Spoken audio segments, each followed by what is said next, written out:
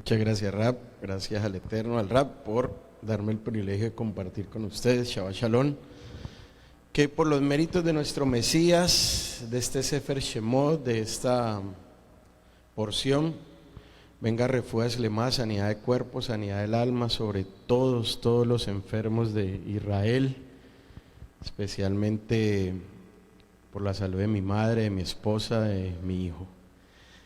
Tenemos hoy el inicio de un Sefer maravilloso. Los que me conocen saben que este es el libro de la Torah que más me gusta, con el que más me identifico. Y mucha gente me pregunta por qué, y la gente piensa que es solamente por los milagros que vemos aquí. Aquí vemos unas señales en este libro impresionantes, pero realmente este libro es el libro que más me gusta porque este es el libro de la Geulá. ¿Ok? Diga Geulá. ¿Sabe qué significa Geulá? Redención. Este es el libro de la redención y es un libro que nos muestra en un plano físico, terrestre, la redención de Israel, pero es sombra profética de lo que va a ocurrir con Mashiach. ¿Ok? Porque en este libro vamos a ver la redención, vamos a ver ese primer Goel, ese primer redentor que es Moshe, pero todo esto es sombra profética de lo que luego va a ocurrir en un milagro mucho más grande que aún no ha ocurrido, no solamente para Israel, sino para todas las naciones y todo aquel que reconozca que el Eterno es uno y que Yeshua es el Mesías de Israel. Entonces este libro es una sombra profética de lo que va de acontecer. Y vamos a empezar con los temas de la parashá. ¿Cuántos estudiaron? ¿Cuántos leyeron? Yo espero que los que nos sigan en redes sociales hayan leído, hayan estudiado. Ahora hay incluso páginas web que le dan Torah en 5 minutos. O sea, usted si solamente tiene 5 minutos, le resumen la parashá en 5 minutos, como para que al menos usted sepa cuál es el nombre de la parashá. ¿Cuántas porciones tuvimos en Bereshit? ¿Cuántas porciones de Torah tuvimos? ¿Cuántas parashot? No, 12, muy bien. ¿Y cuántos preceptos? 3. Ahora, ¿cuántas porciones vamos a tener en Shemot? Uy, me escuché. ¿Cuántas porciones vamos a tener en Shemot? 11. ¿Y cuántos preceptos? Van muy bien. Gracias al Creador que volvió nuestra hermana, la colaboradora del pueblo, Débora. ¿Y hoy tenemos preceptos o no?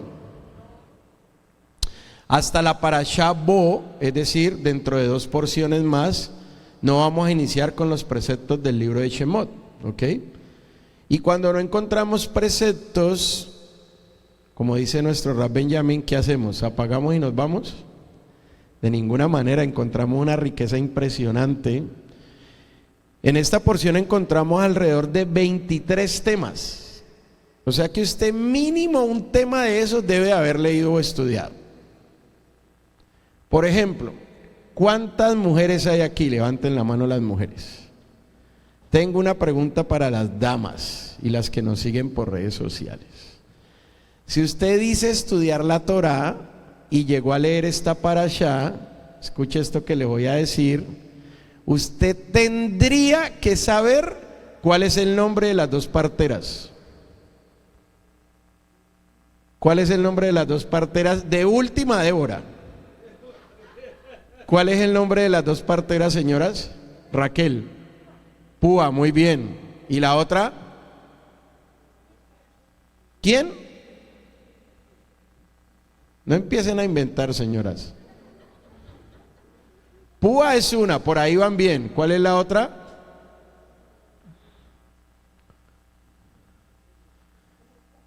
Muy mal, señoras, les cuento. Muy bien. Muy bien, Marlene. Cifra, muy bien. Ahora les voy a hacer otra pregunta más difícil. Ya identificamos las 2 parteras, ¿verdad? Pero los sabios en Israel, es decir, en esos 4 niveles de interpretación que la Escritura tiene, Dicen los sabios de Israel que estas dos parteras les dieron estos nombres, pero que realmente eran dos mujeres muy conocidas dentro del pueblo de Israel en Egipto. ¿Alguien sabe cuáles eran esas dos mujeres? Muy bien. Por Miriam ya vamos bien, la complementada ya le salvó la patria. ¿Cuál era la otra? Les doy una pista, pues. Era la mamá de Miriam, la otra. ¿Cómo se llamaba la mamá de Miriam? Jochebed.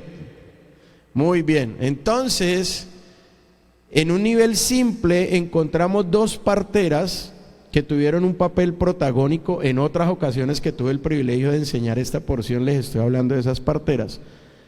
Pero solo para que ustedes se den cuenta, señoras, esas dos parteras, dicen los sabios, eran dos mujeres muy conocidas.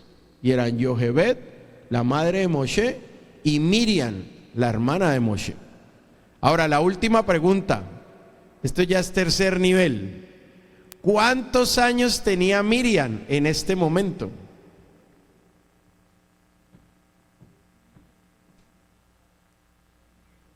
La que sepa eso de verdad estudia. No, cuando trabajaba como partera. ¿Cuántos años tenía Miriam, la hermana de Moshe? ¿Cuántos años? ¿Quieren que les diga o los dejamos para la próxima oportunidad que enseñe? Oiga, 52 años le puso Débora. ¿Saben cuántos años tenía Miriam? Dicen los sabios. 5 años. Y ya acompañaba a su mamá a todas las funciones en un parto. ¿Y saben cuál era el don que el Eterno le había dado a Miriam? No. Dicen lo que ya saben, profundicen. A los 5 años participaba de los partos porque el Eterno le había dado la virtud de calmar a los niños cuando lloraban. Y recuerden que había un decreto de matar a todos los niños. Entonces lo que menos podían hacer los bebés era llorar. Y el Eterno le dio ese talento a Miriam para que los niños se calmaran y los guardias no los escucharan. Y usted dirá, ¿pero dónde dice todo eso? Si en la Torah no está. Pues usted tiene que invertir en su educación y comprar libros como estos. El Midrash dice, porque son cuentos maravillosos, lindos, que nos tratan de dar una explicación del por qué la Torah no profundiza en muchas cosas, pero que son esenciales. Entonces encontramos 23 temas. Aquí hablamos solo de uno, de las parteras. Si usted, señora, que está aquí y que me ve por redes sociales, no sabe el nombre de las parteras, no sabe quiénes eran en realidad, no saben cuáles eran sus atributos y mucho menos sabe cuántos años tenía Miriam, usted está MFT, mirando fuera de la Torah. ¿Ok? Así que hay que estudiar más. ¿Ok? ¿Cuáles temas encontramos? Por ejemplo, el primer tema que encontramos es la transición generacional. Luego encontramos el complot del faraón, luego el infanticidio, algo terrible. Ustedes se han puesto a pensar por qué el ejército de Egipto murió en las aguas de Yansuf. ¿Saben por qué? Porque nuestro Dios siempre maneja la vida midad que neguen midad, es decir, medida por medida. De lo que tú das, te será dado, y se te añadirá un codo. Ese es el principio de justicia por medio del cual nuestro Dios maneja el mundo. Entonces, ¿por qué el ejército de Egipto murió en las aguas de Yansuf? Porque todo esto empezó con la muerte de los niños hebreos en el Nilo. Nuestro Dios responde medida por medida. Y eso se aplica hoy y siempre. ¿Ok? Por eso es que debemos aprender a ser generosos. Y ser generosos no significa dar. ¿Ok? Ser generoso significa dar sin esperar nada a cambio. Voy a repetirles eso. Ser generoso no significa dar. Si usted hasta hoy pensaba que usted era generoso porque daba y daba, pero cada vez que daba decía, uy, no, yo ayudo a ver si mi Dios me ayuda, Dios mío, ayúdame. No, ser generoso es dar sin esperar nada a cambio. Si usted ha vivido su vida sembrando para esperar recoger, los sabios dicen, no va a recoger nada. Porque hay que aprender a dar sin esperar nada a cambio. Ese es el dador alegre.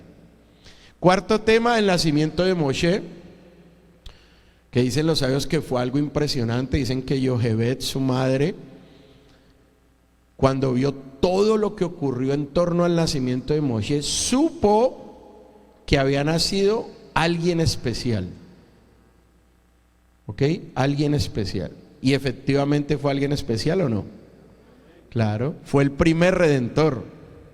¿Ok? El primer Goel, primer redentor. Moshe se identifica con el pueblo. Si ustedes conocen la historia, no se vean las películas de Hollywood, lean la escritura, porque con las películas de Hollywood se desvían. Moshe se crió como un egipcio, fue preparado en artes de la guerra, en arquitectura, en ciencias, en idolatría, en brujería, en hechicería. Recuerden que Egipto era el país, la nación donde más oscurantismo se vivía. Los egipcios fueron la primera cultura en desarrollar un libro que hasta hoy se sigue buscando, el libro de los muertos, con el cual se dice desarrollaron la capacidad de volver a la vida sus momias, y por eso las momificaban para que se conservaran en buen estado mientras los devolvían a la vida. Por eso Israel cayó en el peor lugar, y eso aplica hoy. Vamos a verlo más rato. Moshe contrae matrimonio, ¿sí lo leyeron o no? Sí, tuvieron que haberlo leído las señoras, ¿sí o no? Se casó, pero lo interesante de la manera como Moshe busca esposa es que lo hace al igual que Isaac y Jacob. ¿Cómo? ¿Por medio de alguna red social? Al lado de un pozo. Ahora, explíquenme ustedes por qué Isaac, Jacob y Moshe, grandes hombres, buscaron a su esposa junto a un pozo. ¿Cuál era la virtud principal que buscaban de esa mujer? ¿Quién me lo puede decir? ¿Que fuera qué? Compasiva, muy bonito pero no. Muy bonito pero no. Diligente, muy bonito pero no. No había Torah en ese momento. Muy bonito pero tampoco. ¿Por qué buscaron una mujer al lado de un pozo? Porque tenían sed muy profundo, pero tampoco. ¿Por qué? No. ¿Cuál fue la virtud que buscaban en esa mujer? Tampoco. Ay, qué bonito, tampoco.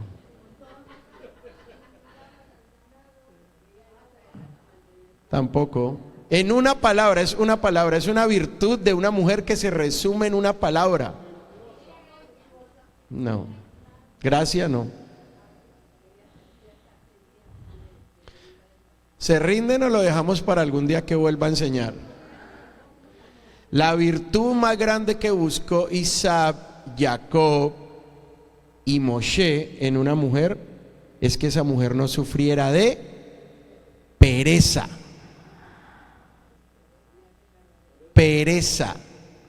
Pereza, que no durmiera hasta las 10, hasta las 11, hasta las 3, hasta las 4, que fuera una mujer diligente, que fuera una mujer dinámica, porque esa mujer, para todos aquellos que no se han casado, te va a salvar la vida. Como apareció y como ocurrió con la esposa de Moshe. ¿Le salvó la vida o no? Eso lo vamos a ver, ¿ok? Le salvó la vida. Entonces, ¿por qué iban a los pozos? Porque una mujer que iba a un pozo y le tocaba que sacar agua con todo el proceso que eso significaba y darle agua no solamente a ellos sino también a los camellos, era una mujer diligente que no sufría de pereza, ¿ok? Era una mujer que entendía cuál era su rol en el hogar.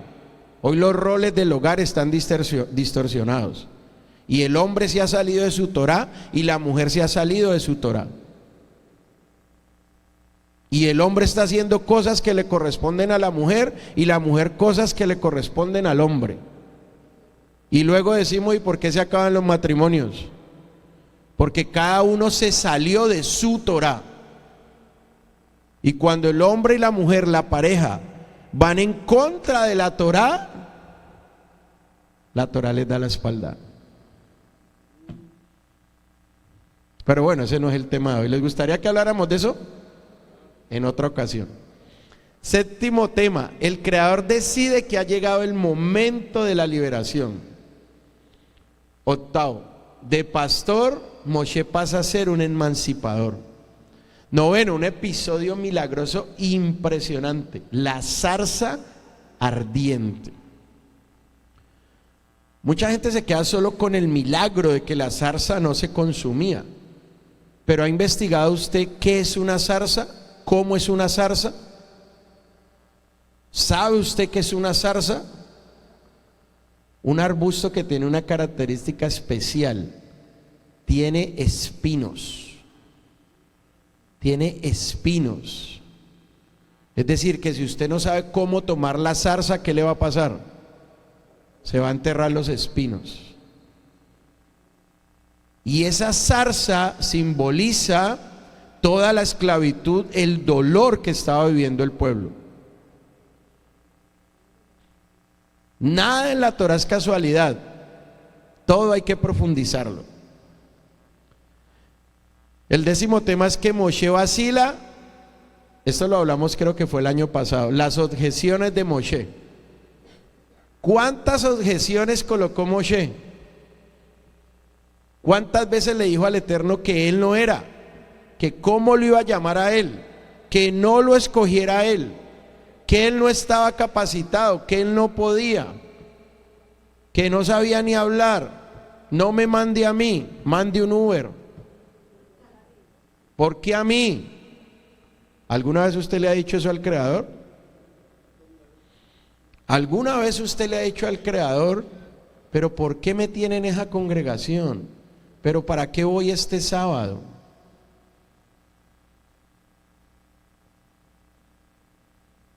Y da muchas objeciones, y al final, ¿sabe qué lograron esas objeciones? Disgustar al Eterno. ¿Y saben qué vino sobre Moshe? Sará, lo que ha sido traducido como lepra. Y por eso tuvo que meter la mano y volverla a sacar, para darse cuenta que el que manda es Hashem. Los nombres de Eloa. Esta parasha se llama Shemot. Y Shemot no traduce Éxodo. Eso lo vamos a estar viendo. Shemot traduce nombres. Porque Shem es nombre. Y Shemot son nombres. Entonces aquí se empieza hablando de los hijos de Jacob que entraron a Israel, los 12 principales, y que murieron, porque después de que ellos mueren es que hay una transición y empieza todo el periodo de esclavitud. Mientras los 12 hijos estuvieron vivos, vivían bien. Después de que mueren ellos, empieza un proceso distinto. Vemos un tema como el pedido de los egipcios. El Midrash dice que el faraón empezó a decirle a los hebreos: necesitamos construir 2 ciudades. ¿Cuáles eran esas 2 ciudades? Muy bien, Pitón y Ramsés, muy bien. Y les vamos a pagar muchísimo dinero por ir a construirlas. Y el faraón también va a participar y la corte del faraón va a participar. Eso duró un año. Al año los egipcios se fueron, el faraón no volvió y les quitaron el sueldo. Y los obligaron a trabajar.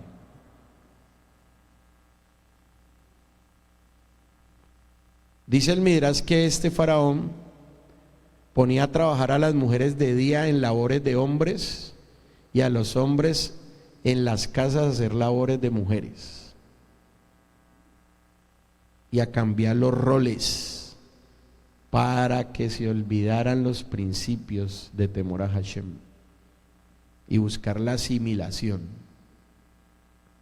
Por eso es que el enemigo número uno que tiene un hombre, una mujer, una familia que sigue al Dios de Israel es la asimilación. Y la asimilación se da desde la manera como hablamos, de la forma como comemos, como nos vestimos, los cortes de cabello que nos hacemos, las fiestas que celebramos. Y usted va a decir, ya el rap va a empezar con su fanatismo. Usted sabe, por ejemplo, que el cambio de año secular es en honor a un dios. ¿Se fueron? ¿A cuál dios? Jano, muy bien. Por eso decimos feliz año. Y cuando usted dice eso, está dando tributo a un dios antiquísimo. Y usted dice, ay, qué exageración. Feliz año para ti, feliz año para mí, feliz año para todos. Recuerde que por cada palabra que salga de nuestra boca, vamos a tener que rendir cuentas.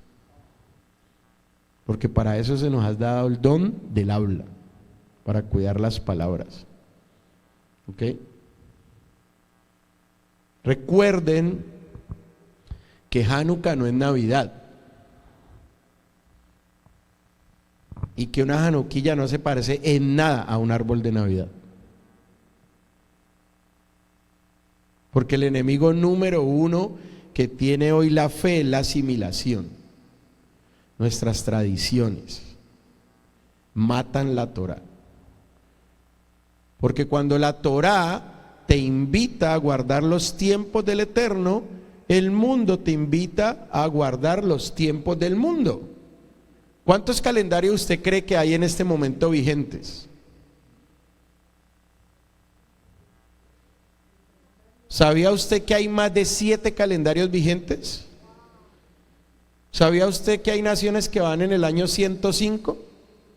Como naciones que van en el 4400 o naciones que van en el 1200. ¿Sabía usted, por ejemplo, que Rusia celebra su Navidad el 6 de enero y no el 24 de diciembre? Porque son cristianos católicos ortodoxos. ¿Sabía usted que hay países católicos que no reconocen al Papa de Roma como su máxima autoridad? ¿Sabía ustedes que el Islam es de los años 1300, una religión nueva? Lo que ocurre en el mundo es para que nosotros nos demos cuenta de lo que ya ha ocurrido en la Escritura y no caigamos en esos errores. Moshe duda de la fe del pueblo. Moshe conocía al pueblo que tenía que sacar de Egipto. Y Moshe le dice al Eterno, de eso vamos a estar hablando, ¿en nombre de quién voy? Porque es que ellos me van a preguntar, ¿usted en nombre de quién viene? ¿A usted quién lo mandó? Vemos cómo Moshe suplica desesperadamente, el Eterno le responde, y Moshe al final emprende el viaje a Egipto.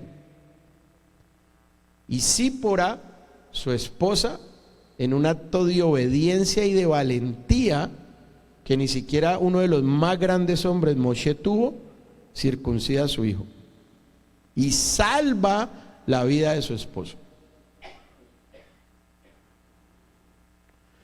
Moshe y Aarón acuden al faraón, y faraón, ¿qué hace? Incrementa la carga sobre el pueblo. Lo más increíble es que, al igual que en la Shoah, en el holocausto nazi, Egipto coloca supervisores egipcios pero capataces hebreos. O sea, el mismo pueblo subyugando al pueblo. ¿Puede haber algo más doloroso que usted vea a un hermano suyo que quiera su mal solo por su bien? Eso es parte de lo que va a ocurrir en la última persecución. Yo no sé si ustedes estudian alertas proféticas, pero las alertas proféticas de lo que va a ocurrir, dice por ejemplo, ¿sabe usted cuáles son las primeras ciudades que van a desaparecer? No. Las primeras ciudades que van a desaparecer son las ciudades costeras. Pregunta, ¿vivimos en una ciudad costera? En algún momento tenemos que movernos, porque si no, glu, glu, glu. Son alertas proféticas, no es para vivir con temor, es para vivir preparados de acuerdo a las alertas proféticas que conocemos. Tenemos que tener un plan de vida y ser consecuentes con la escritura y las alertas proféticas que conocemos. Porque si no, ¿qué sentido tiene vivir? Por eso todo esto es una sombra profética de lo que va a acontecer.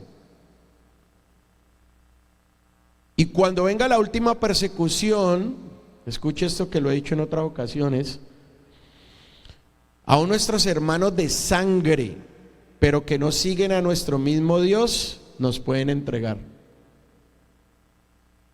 Porque les van a decir, o es su vida, o la vida de cualquiera que reconozca al Dios de Israel. ¿Usted conoce a alguno?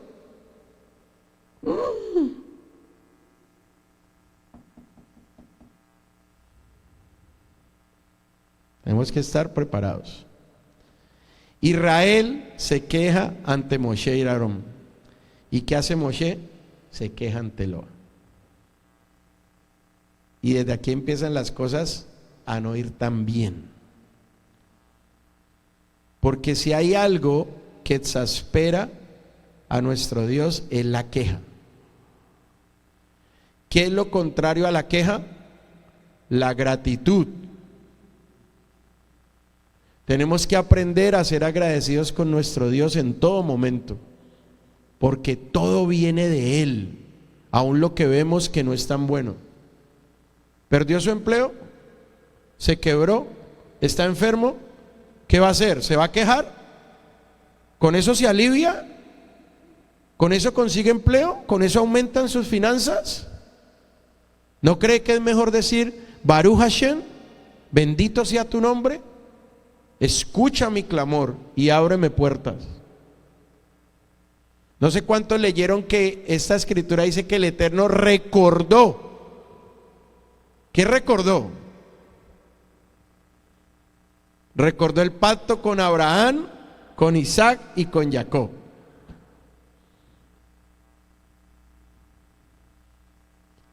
Y resulta que esta generación no tenía a Yeshua como el Mesías.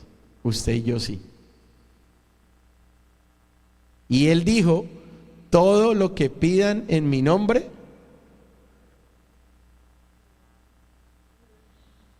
hay un presagio para el futuro. Esta parashá termina con un presagio para el futuro.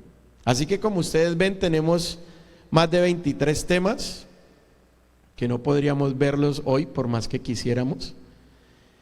Y antes de empezar, veamos una introducción sobre este libro, para que usted entienda la diferencia entre decir Shemot y la diferencia entre decir Éxodo. Este libro es llamado por nuestro pueblo Be'ele Shemot, porque así empieza la parashá. Be'ele Shemot significa, y estos son los nombres. ¿Cuáles nombres? Los nombres de los hijos de Jacob que descendieron a Egipto. Y recuerda esta palabra, descender. Después de que usted no esté en Israel, usted desciende en su nivel espiritual, en su relación con el Eterno. También se conoce como el Sefer Shemot, el libro de Shemot o el libro de los nombres, o simplemente como Shemot, nombres. Algunas veces he mencionado también este libro con el nombre de Nesiquín.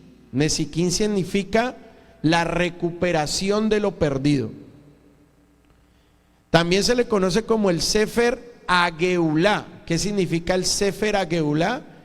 El libro de la redención. Porque aquí vemos el primer Goel, el primer redentor, que es Moshe. Y a partir de la Septuaginta, ¿qué es la Septuaginta? La primera traducción que se hizo del hebreo al griego. A partir de ahí es cuando se empieza a llamar Éxodo. ¿Ok? Y así es como lo conocemos en el mundo occidental, Éxodo. Éxodo, ¿qué significa? Salida o partida. ¿Ok? Pero este nombre Éxodo, si ustedes notan, nos muestra solo una realidad del libro, no nos muestra la realidad más grande. Porque la pregunta es, ¿para qué el Eterno quería sacar a Israel de Egipto? ¿Cuál era el propósito de sacarlo de Egipto?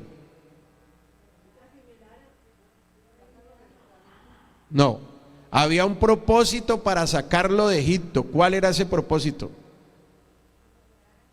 Entregarle la Torá. Los voy a sacar de Egipto, ¿para qué? Para entregarle la Torá. Y por medio de la Torá, que va a ser el manual de vida, ustedes sepan cómo vivir conforme a mi voluntad. Entonces el problema no era que el Eterno nos sacara de Egipto. El problema es que nosotros tuviésemos la intención correcta de sacar a Egipto de nuestro corazón. ¿Y cómo sacamos a Egipto de nuestro corazón? Por medio del cumplimiento de los mandamientos de la Torá. ¿Es sencillo o no? La verdad que el plan del Eterno es sencilla. Los que nos complicamos somos nosotros. El Eterno dice, y el Ra se cansa de repetírnoslo: usted quiere que en todo le vaya bien, ¿qué tiene que hacer? Obedecer la Torá. Ahí es donde nosotros nos complicamos, porque algunos empezamos a pensar: pero yo para qué me voy a esforzar en eso del casrón, de guardar la comida. Yo miro para un lado, para el otro, y ¿quién me vio a mí comerme esa costillita de cerdo y estaba más rica con limón? No, eso no pasa nada. Ese cuento de estar diezmando y todo no me alcanza la plata para pagar mis gastos, ahora voy a estar dando dinero. Y el Shabbat, ¿yo por qué tengo que ir a congregarme? Yo paso, lo sigo online y digo amén y me alegro en mi casa. Y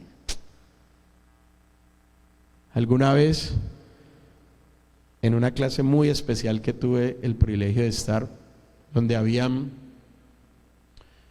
éramos 8 discípulos directos de un jaján en Colombia, y todos eran grandes sabios. El que menos estaba a la altura era yo, y tuve el privilegio de estar ahí.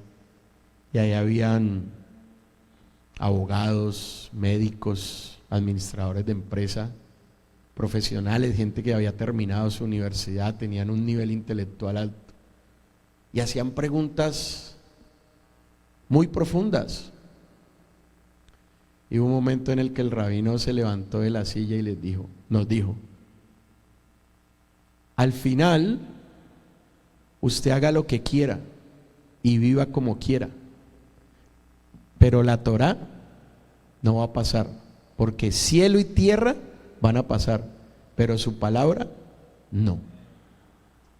Entonces usted puede filosofar, profundizar y pensar lo que usted quiera y vivir como usted quiera, pero nos sacaron de Egipto para darnos la Torá, y para que si nos apegábamos a ese manual íbamos a tener los menos problemas posibles en la vida.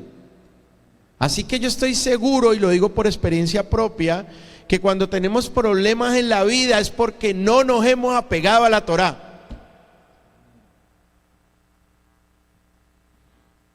Y somos llenos de justificaciones, y luego esas justificaciones se convierten en queja, y esa queja nos distancia del Eterno. Por eso es que Éxodo solamente habla de la primera realidad de este libro. Porque la verdadera realidad es que nos iban a sacar de Egipto con un propósito. Y ese propósito es entregarnos la Torá. Hoy ya nos entregaron la Torá. ¿Sí o no? Pero ¿cuántos somos verdaderamente libres? ¿Cuántos? Usted sí sabe que la mayoría de las enfermedades que padecemos hoy es porque no nos cuidamos en la alimentación. Es porque el Eterno ha hecho una máquina perfecta que es el cuerpo, que puede autorregenerarse. Y nosotros rompemos esa capacidad de autorregeneración comiendo lo que no debemos comer, haciendo mezclas que no debemos hacer. Y lo peor de todo, ni siquiera bendecimos al Eterno antes y después de comer. Y luego nos quejamos.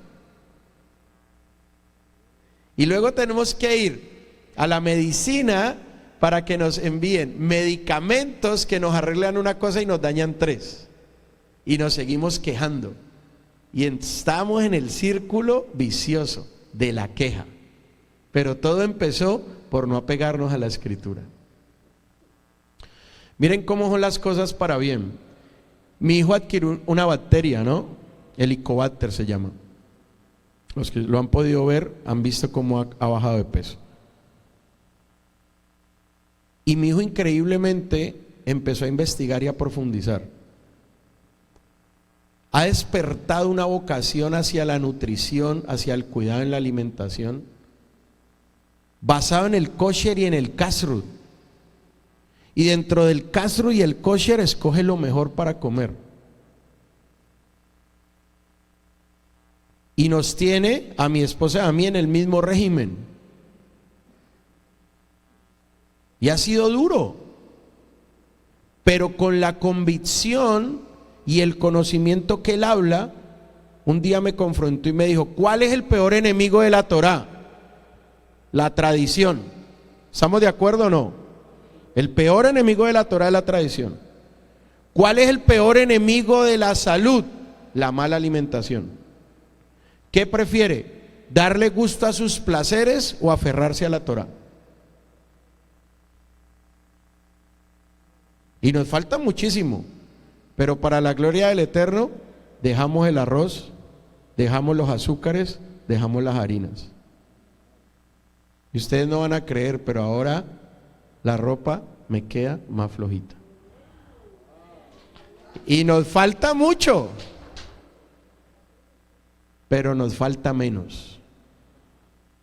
La pregunta es, si el Eterno nos dio la Torá y tenemos hoy el privilegio de tenerla, ¿realmente somos libres? Porque el propósito era sacarnos de Egipto, y ese propósito lo cumplió el Eterno, ¿sí o no? Pero ¿realmente sacamos a Egipto de nuestro corazón? ¿Realmente sacamos a Egipto de nuestro corazón? Las congregaciones temerosas de Hashem deberían estar llenas, rebosantes, tener que abrir otra y otra y otra porque no caben más personas. Y no decir: es que nuestros hermanos están en las fiestas de fin de año. ¿De cuál año y de cuál fin?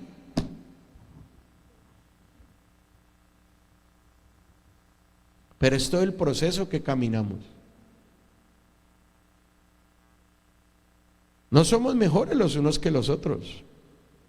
Recuerden que cuando el Eterno nos mira como una unidad, y en su misericordia trata de ver la debilidad del otro junto a la fortaleza del otro, para que nuestro juicio no sea tan duro. Y entonces en lo que tú eres débil, yo soy fuerte, y nos ayudamos, no nos señalamos. Eso es vivir una vida en comunidad. Tenemos un bien común. Entonces no puede ser que en una congregación haya que hacer algo y siempre sean los mismos 4 gatos saltando matojos. No, debería ser toda la congregación en pleno para que el trabajo sea más fácil. y las cargas sean compartidas.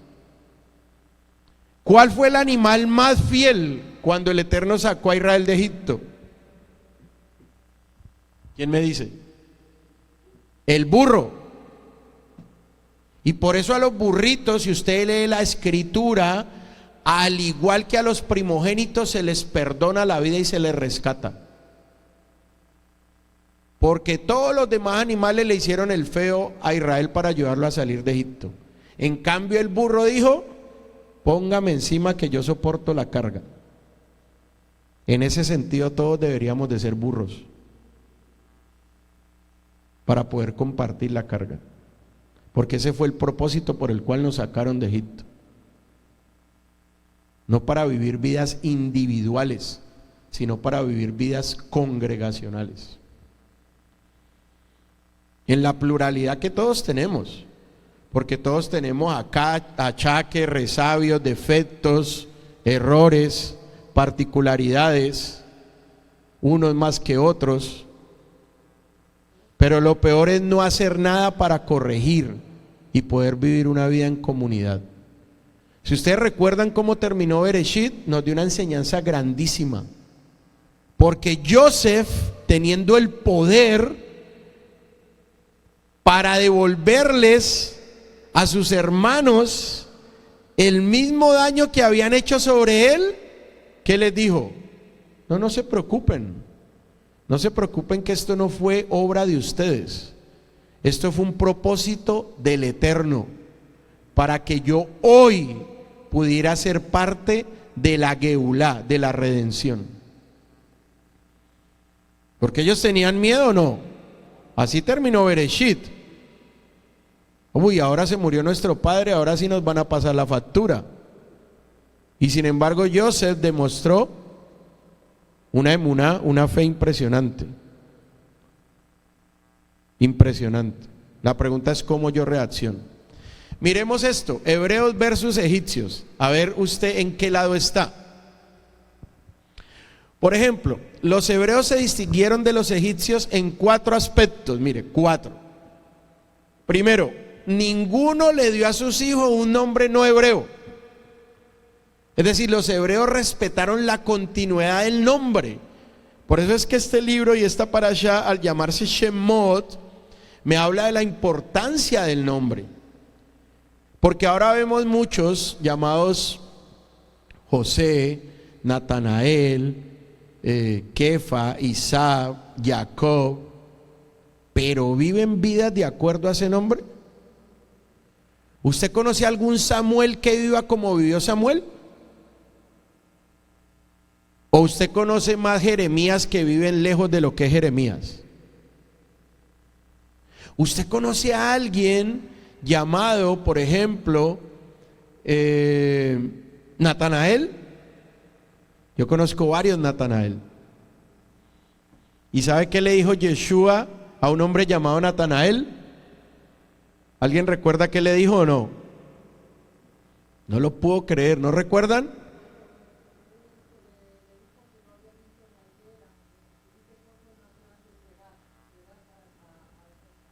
Sí, pero cuando lo ve que viene, ¿qué le dice?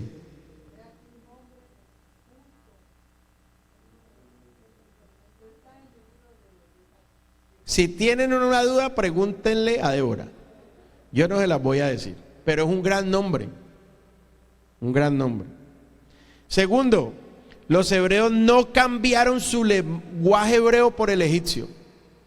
Mantuvieron su lenguaje hebreo.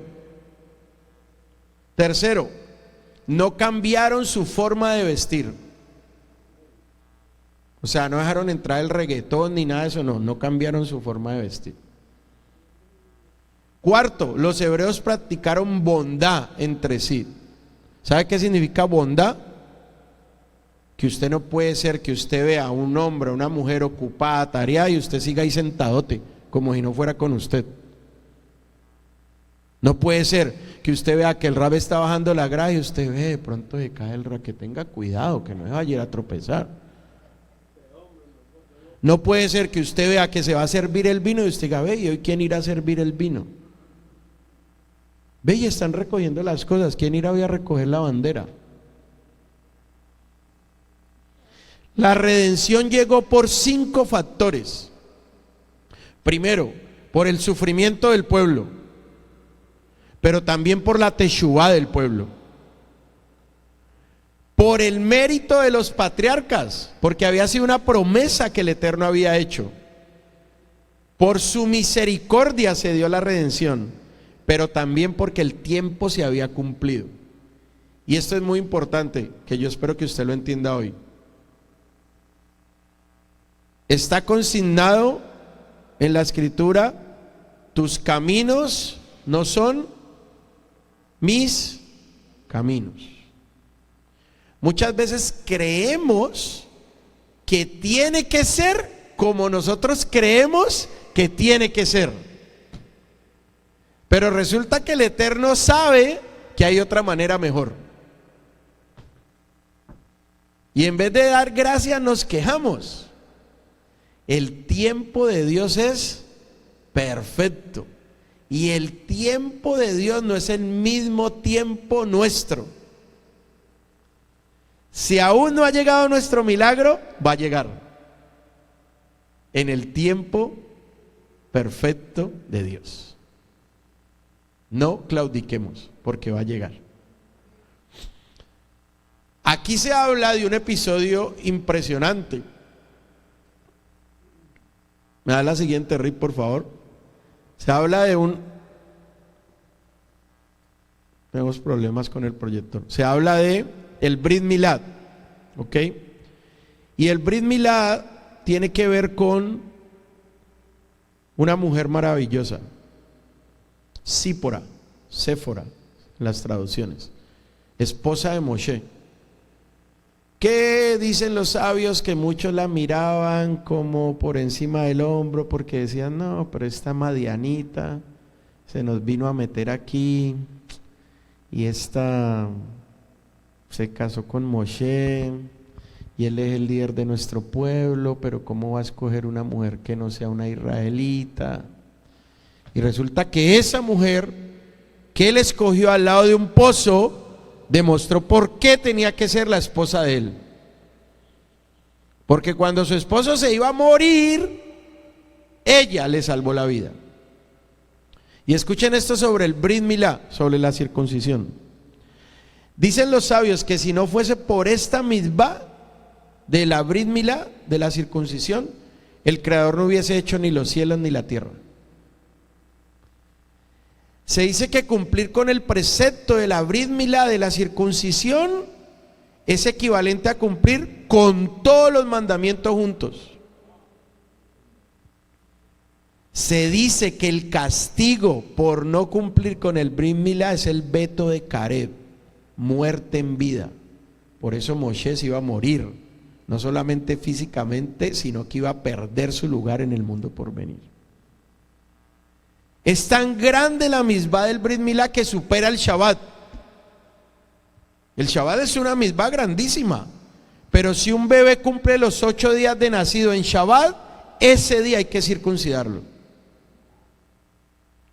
Por esta misbah, Sípora, la esposa de Moshe, salvó su vida y se convirtió en una esposa de sangre. ¿Usted sabe qué significa una esposa de sangre? Una esposa que ha salvado la vida de su esposo. Del nacimiento de Moshe se dice que su madre, Yochebed, supo que él era el Goel prometido porque nació circunciso. Obviamente el Brit Milá es la señal del pacto entre el Eterno y Abraham. Escuche esto. Las mujeres judías en la actualidad tienen la tasa más baja de cáncer de cuello uterino, gracias al Brit Milá de sus esposos. Gracias a que los esposos han entendido el privilegio y la responsabilidad de respetar el pacto de la circuncisión. Se dice que el Brit Milá actúa en el cuerpo del varón como su 10%, es decir, cuando nosotros tenemos la circuncisión, La piel, el prepucio que se corta es el maaser, es el diezmo que ofrecemos de nuestros cuerpos al Eterno. La importancia del Brit Milá. Ahora, para los que nos siguen en redes, varones, si usted no está circunciso, no lo haga por emoción, hágalo con el pleno conocimiento de lo que implica la responsabilidad y el privilegio de ser parte del pacto que el Eterno hizo con Abraham. Pero hágalo, deje de pensarlo, deje el miedo. Que el reino de los cielos lo arrebatan los valientes. Es la circuncisión una señal inequívoca de que el sello de Dios está con nosotros. Ahora vamos a entrar a un tema más profundo, y esto es hebreo, purito hebreo. Espero que ustedes se puedan ubicar en el capítulo 3 de esta porción. Recuerden que la porción va del capítulo 1 al capítulo 6. Pero si ustedes se ubican en el capítulo 3, verso 13 y verso 14, dice: y dijo Moshe a Eloa: he aquí que cuando yo venga a los hijos de Israel y les diga, el Eloa de sus antepasados me ha enviado a ustedes, y ellos me digan, ¿cuál es su nombre? ¿Qué les diré? A Moshe le preocupaba, ¿en nombre de quién voy a ir? Deme una carta de referencia. ¿Yo qué le voy a decir a ese pueblo? Son de dura cerviz. ¿Qué le voy a decir a los ancianos? Y aquí hay una respuesta impresionante. Porque este libro y esta parashá se llama Shemot, no solo porque nos habla de nombres de personas, sino porque en un nivel más profundo nos habla de los diferentes nombres que el Eterno tiene. De hecho, es un hábito dentro de toda la cultura hebrea que una persona puede tener varios nombres, de acuerdo a la misión, de acuerdo al propósito, de acuerdo a la tarea que va a desempeñar. Por ejemplo, los sabios dicen que Moshe tenía 10 nombres. 10 nombres. ¿Saben usted cuál fue el nombre que le dieron sus padres? Amram y Yochebed. El nombre de Yecutiel. Porque es que el nombre de Moshe no se lo dieron sus padres. ¿Quién le dio el nombre de Moshe a Moshe? La hija de Faraón, que se llamaba ¿cómo? Batia. ¿Y usted sabe qué significa Batia? Batia significa hija de Eloa. Todo era un plan perfecto. El faraón le colocó Batia rememorando a sus dioses. El Eterno permitió que Moshe llegara a ella para que ella se acercara al Dios de Israel. Y el primer nombre que le dieron fue Yecutiel. ¿Y usted sabe qué significa Yecutiel? Él es mi esperanza. Porque cuando sus padres vieron, dicen los sabios, que la Shejiná, la luz, se posó en su casa y vieron ese bebé circunciso, dijeron: este es el Goel que estábamos esperando. Y por eso le dijeron Yecutiel, porque era la esperanza de la redención. Sin embargo, y a pesar de que Moshe tiene 10 nombres, dicen los sabios, ¿usted quiere saber cuáles eran los 10 nombres de Moshe? ¿Sí o no? Estudie. Entonces, a pesar de que tiene 10 nombres, la Torá permitió que él se reconociese y quedara enmarcado en la historia y en la Torá con el nombre que le dio su madrastra egipcia, Moshe, que ha sido traducido a nosotros como Moisés. ¿Y qué significa qué? Salvado de las aguas. Pues bien, cuando él habla con el Eterno y el Eterno lo envía a esa misión de ser el Goel, de llevar la redención al pueblo, y él pregunta: ¿en nombre de quién voy a ir? En el verso 14 del capítulo 3 dice: y respondió Hashem a Moshe y le dijo, Esta versión dice, he de ser quien he de ser. Usted mira en sus diferentes versiones y dice, por ejemplo, ¿qué dice en su versión? Yo soy el que soy. ¿Ok? Esto es muy profundo, son los diferentes nombres del Eterno. Ahora, yo se los quiero mostrar en hebreo. Ahí está en hebreo y está resaltado. Porque el texto dice, Vayomer Elohim el Moshe. Es decir, Vayomer es, y dijo el Eterno a Moshe. ¿Qué le dijo? Esas tres palabras que ustedes ven resaltadas. ¿Sí se ven? Esas tres palabras que ustedes ven resaltadas en el primer verso. Ahí que dice, ahí dice, Eye, Asher, Eye. Son palabras muy profundas, muy profundas. ¿Qué significa?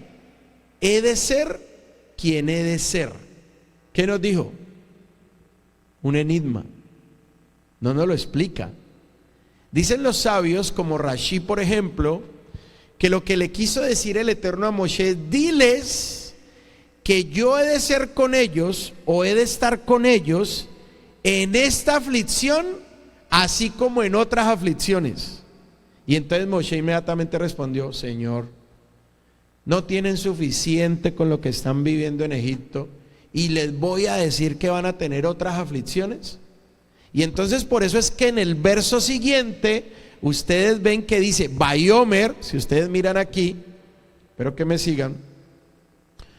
Si ustedes miran, la palabra de arriba y la palabra de abajo son la misma, Vayomer. Entonces, ¿qué dice? Le dijo. Después de que Moshe interactúa con él, le dijo que ¿qué dice ahí? Tomar, ¿qué más dice? Lifnei Israel, es decir, dile a los hijos de Israel.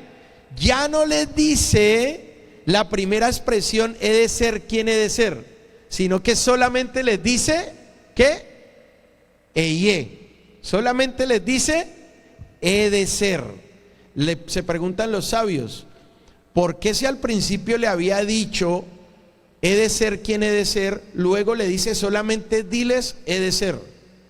La respuesta es, diles que no se preocupen, que yo estoy con ellos en esta aflicción. No les menciones que van a tener más aflicciones. Es decir, más aflicciones, ¿qué significa? Que iban a tener más exilios, como hoy se tienen. Porque el pueblo de Israel ha sido un pueblo exiliado. Por ejemplo, por Nabucodonosor en Babilonia. Pero hoy sigue exiliado por Roma. ¿Ustedes sabían que hay más judíos fuera de Israel que dentro de Israel? ¿Y saben qué es lo que más critican los judíos de Israel que salen de Israel y van a ver cómo viven sus hermanos fuera de Israel? Que sus hermanos fuera de Israel no quieren vivir dentro de Israel. Eso lo dijo la cumpleañera. Porque desafortunadamente son presa de la asimilación. Pero es algo muy profundo. Esta expresión Eye, Asher, Eye. Eso quiere decir, para que usted lo sepa, que Él está con nosotros en todas nuestras calamidades. Cuando usted tiene una enfermedad, cuando usted sufre una pérdida de un familiar, cuando usted está pasando por un problema personal, cuando usted tiene una aflicción económica, usted y yo no estamos solos. Él está ahí al lado con nosotros. Esa es la respuesta más grande que el Eterno le dio a Moshe. No se preocupen, que yo estoy con ustedes en la aflicción. Por eso, sin importar la situación que vivamos, tengamos la certeza de que Él está con nosotros. Amén. Dame la siguiente, Rip, por favor. Aquí viene una expresión que solamente la encontramos en esta porción. Para los que estudiaron, pues ya deben de saberlo, ¿no? Se encuentra en el capítulo 3, verso 18. Capítulo 3, verso 18. ¿Cómo dice? Dice, ellos obedecerán tu voz, vendrás tú y los ancianos de Israel al rey de Egipto y le dirán, Hashem, el Eloa de los hebreos se nos apareció. Y ahora, por favor, permite que emprendamos un viaje de 3 días por el desierto y ofrendaremos sacrificios a Hashem, nuestro Elohim.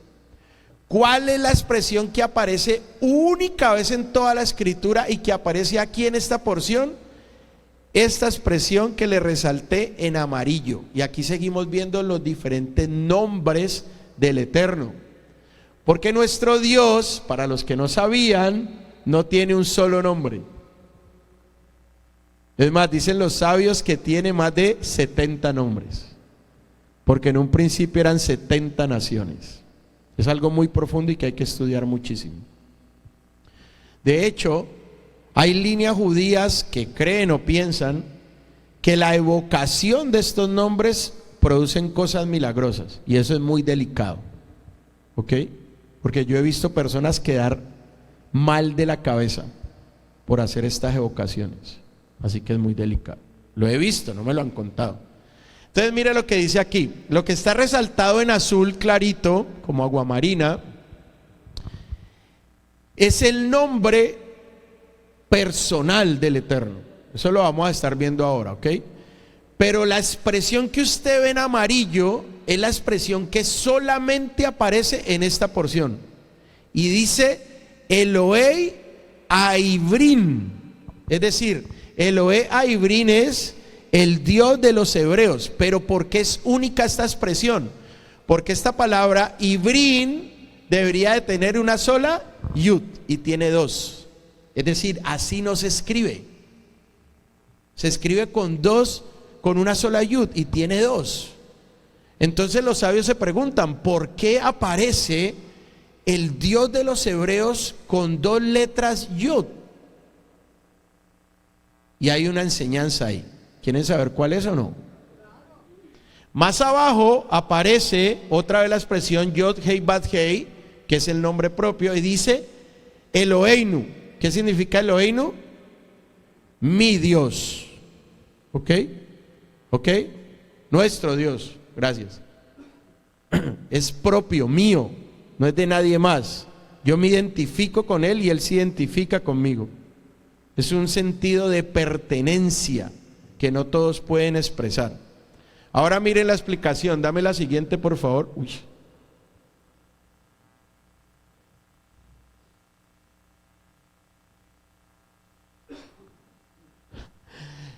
Ahí está el nombre, que es Yod Hei Bad Hei, que por motivos académicos lo estoy enseñando, pero que no se debe pronunciar ni se debe usar. Y es lo que desafortunadamente mucha gente ha traducido y dicen, me imagino yo por desconocimiento, por ignorancia, lo han traducido como Jehová, como Yahweh, y ninguno de esos nombres son correctos. Y como siempre les digo, no me crean a mí, estudien, es hebreo. ¿Ok? Entonces, lo que la mayoría de la gente ha hecho en su mejor entender es leer los nekudot. Los nekudot, ¿qué son? Los punticos que aparecen como vocales. ¿Ok? Pero cuando usted estudia, se da cuenta que son puntos que se han usado de una manera nueva o tardía por los masoretas, pero que no era el original. Cuando usted va a un rollo de Torah kosher, como este rollo que tenemos aquí, usted cuando va al texto, usted no encuentra puntos. No hay puntos. ¿Por qué no hay puntos?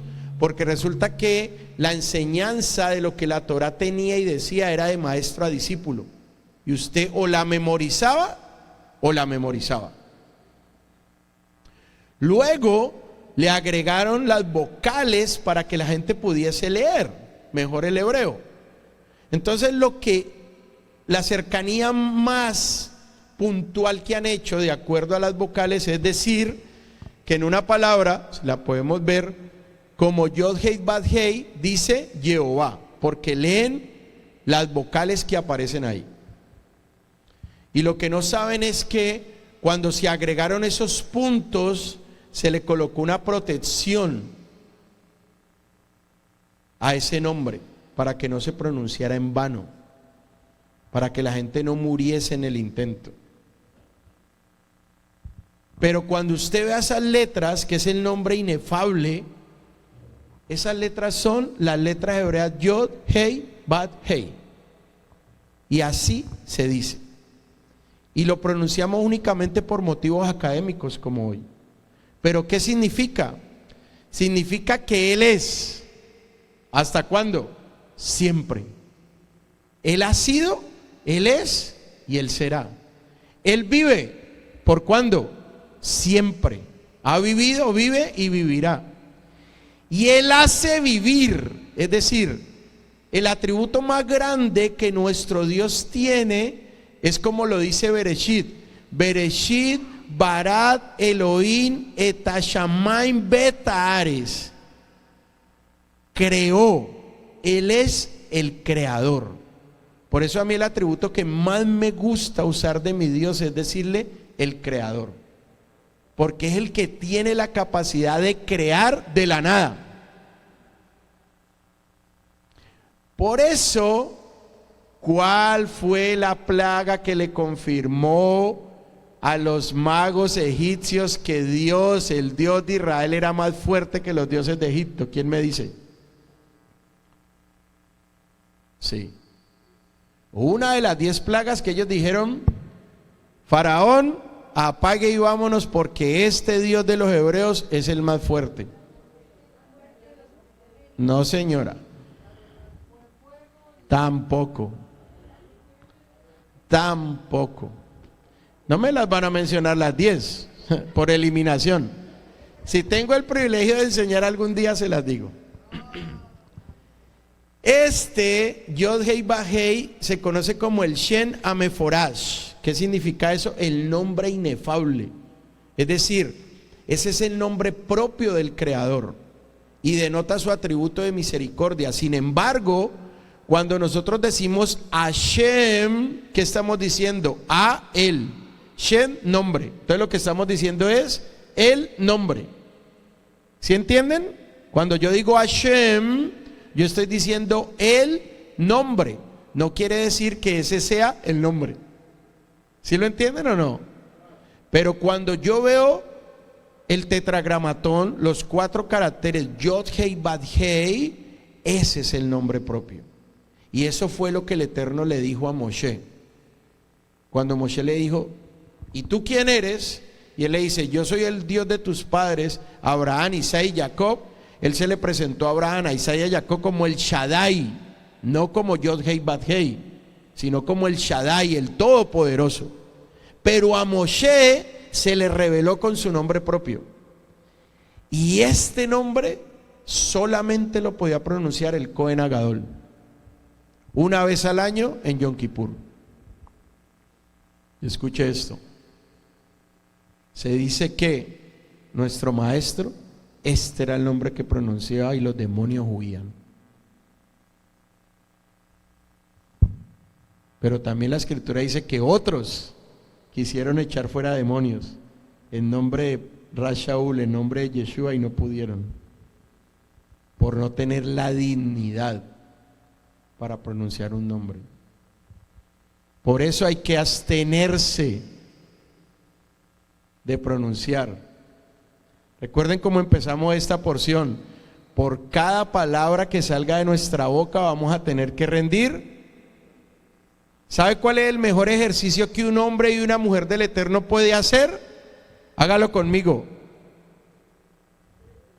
Mantener el pico cerrado. Señora,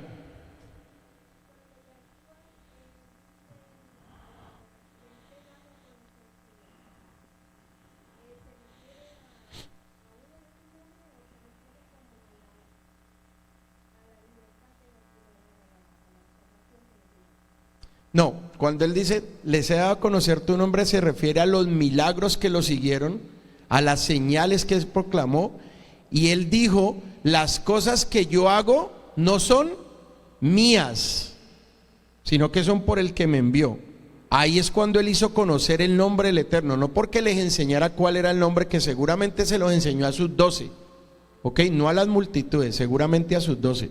Pero con las señales que él hizo, mostró el nombre de Hashem, la grandeza de Hashem. Realmente eso era lo que significaba. Porque para la época de Yeshua, Raquel, habían otros rabinos que hacían milagros, como los que hacía Yeshua. O sea, no era nada nuevo. Pero lo que sí hizo Yeshua, que no hacían los demás rabinos, era decir: y tus pecados te son perdonados. Por eso fue que lo señalaron y dijeron: wow, pero nosotros ya hemos visto milagros como estos. ¿Cuál fue el milagro más grande que el Eterno le permitió hacer a Yeshua? ¿Quién me dice? No. Tampoco. No. Tampoco. No, va a que tocar para otro día también. El milagro más grande que el Eterno le permitió hacer a Yeshua fue el del joven ciego. Porque ese joven había nacido ciego. Y por eso es que sus discípulos le preguntan: ¿quién pecó, él o sus padres? Porque se creía que una enfermedad de nacimiento era una maldición generacional, producto del pecado de los padres o del individuo. ¿Sabe eso qué es? Chisme, lashon hara. Y por eso Yeshua dice: no pecó ni él ni sus padres.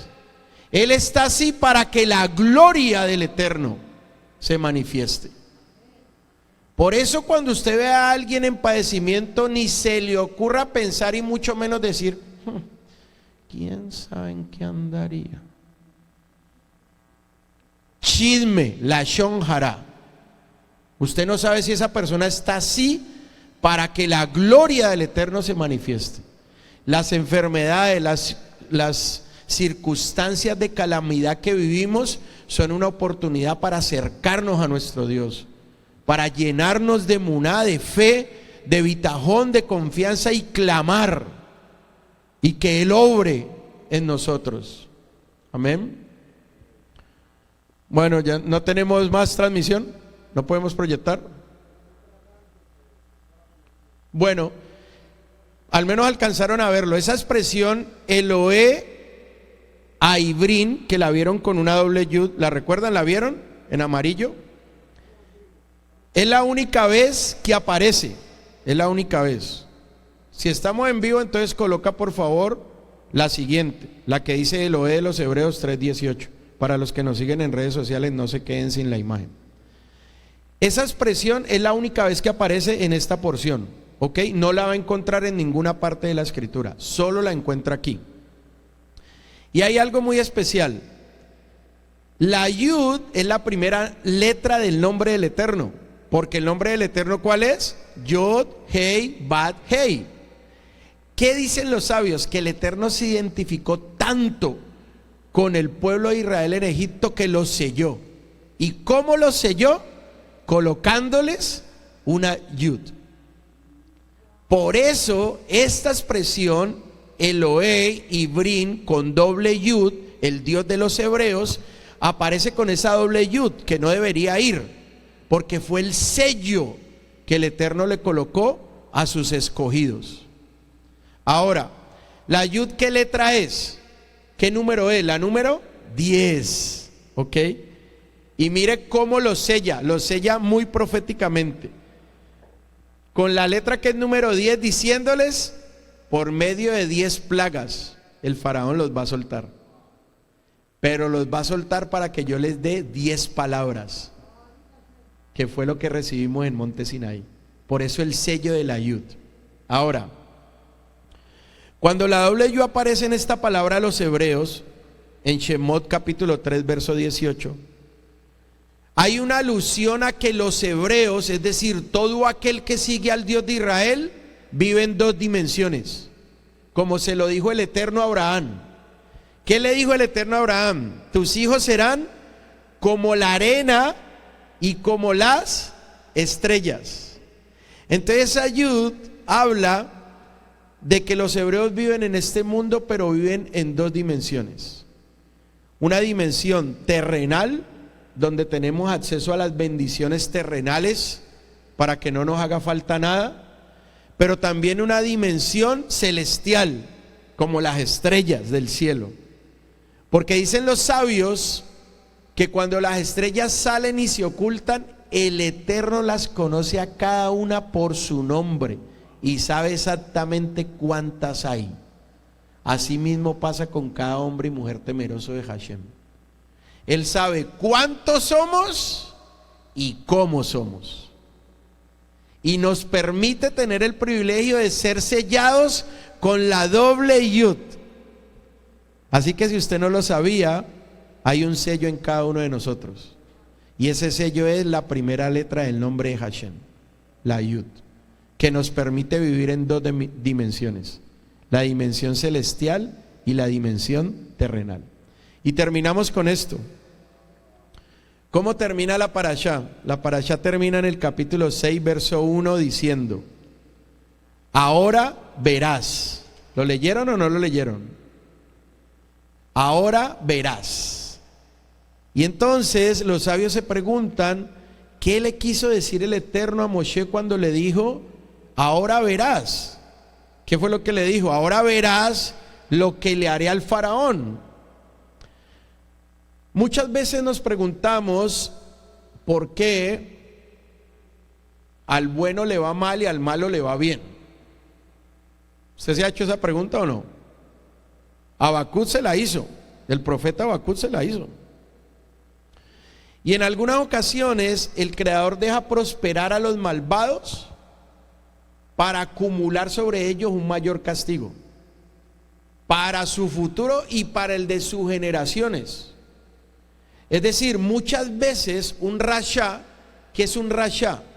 Un rasha es alguien malo, malo. O sea, no le importa ni siquiera su realidad ni la de sus generaciones, no le importa cómo afecta a los hijos, no le importa el dolor que pueda tener sobre su esposa, sobre su esposo, no le importa su entorno. ¿Han visto padres que matan a hijos? Hijos que matan a padres, jóvenes que golpean a ancianos. ¿Han visto cómo personas con enfermedades venéreas les importa transmitírsela a otros?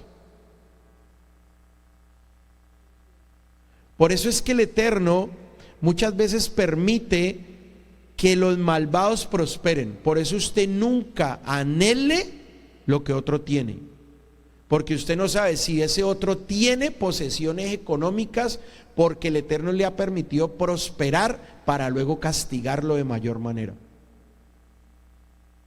Porque esto es un resumen de lo que se vivió en Egipto.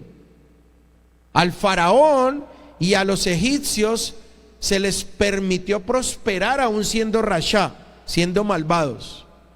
¿Cuál era el propósito de esto? Se preguntan los sabios.